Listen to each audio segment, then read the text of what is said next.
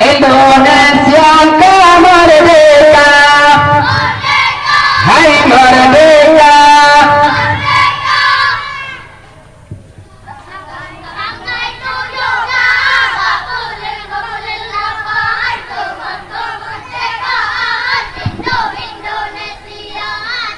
Dari Merauke sampai Sabang, mbak ujung tiang.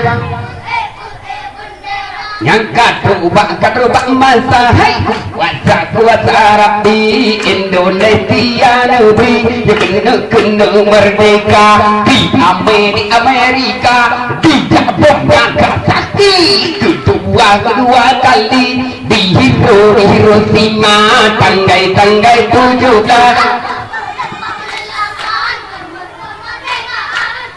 Indonesia dari Merauke sampai Sabang, ujung tiang.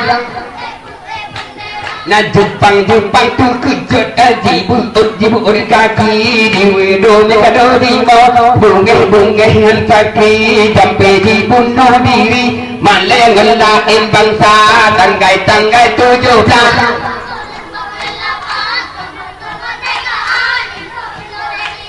dari Merauke sampai Sabang, ujung tiang.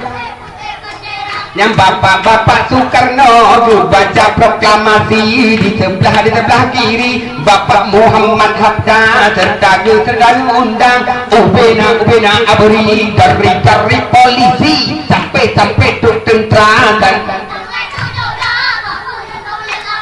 kemerdekaan Indonesia dari Merauke sampai Sabang, ujung nah ubena rakyat yang kenan pergi jantung proklamasi Bapak Soekarno baca Aceh ngan Padang Irian ngan Sulawesi lewat RRI di badan berita tanggai 17 baru 8 kemerdekaan Indonesia dari Merauke sampai Sabang, ujung tiang bendera